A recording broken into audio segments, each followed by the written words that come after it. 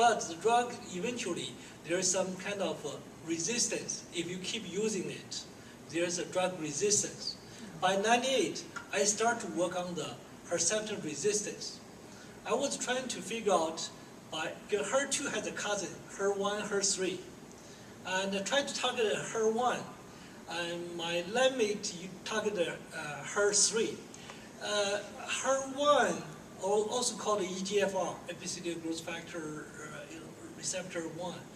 That one, it's for the mechanism, it's hard to see, but eventually, my recent work proved my original concept was right. Anyway, I started with the Herceptin resistance, and then I use a HER2 transgenic mouse model to address the risk factor and preventive factor.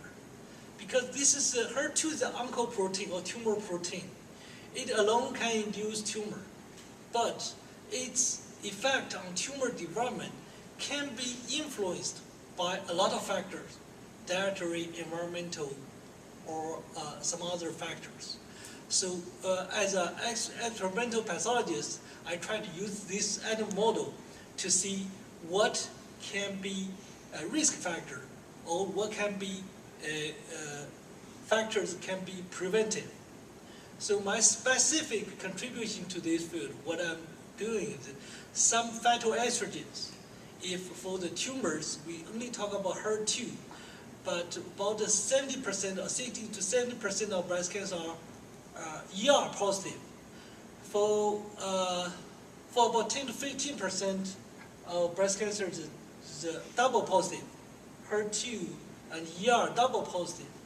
So I found some phytoestrogen, like a soy protein, they have a weak estrogenic effect.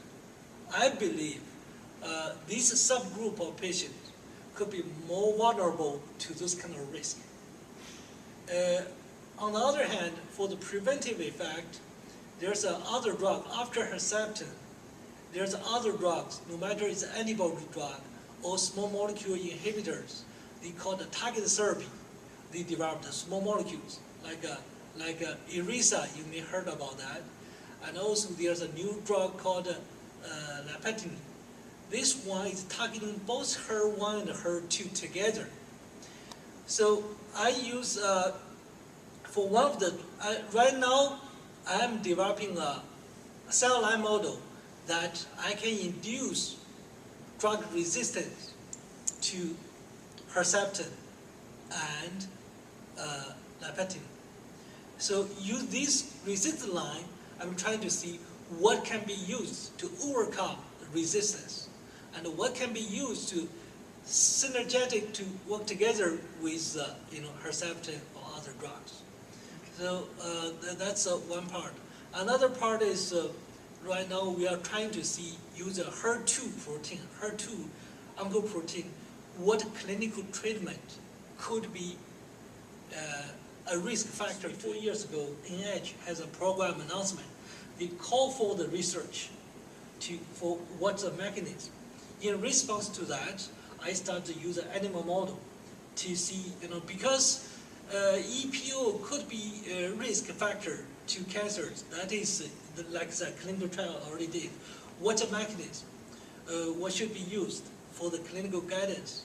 So I use a HER2 transgenic mice. I think our stuff is supposed to be the first use a spontaneous tumor model. The other models use a xenograft because they are lacking of tumor cells and stromal cells, interaction. We use this spontaneous tumor model demonstrate that EPO it can promote HER2 tumor growth and the development.